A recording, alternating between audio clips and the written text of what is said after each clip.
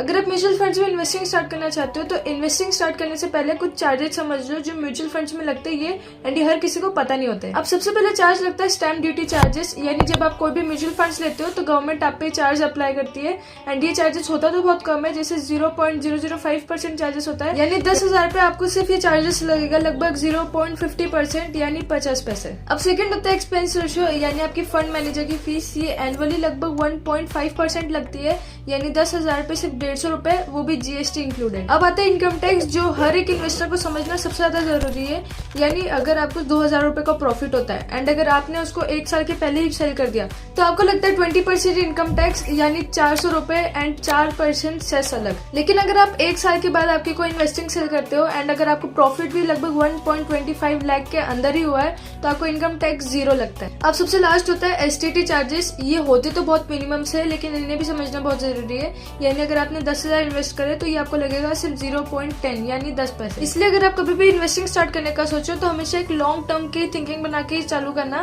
क्योंकि नहीं तो आपका काफी सारा पैसा सिर्फ टैक्सेस भरने में ही चला जाएगा। एंड इसी फाइनेंशियल वीडियोस के लिए डू फॉलो माय पेज।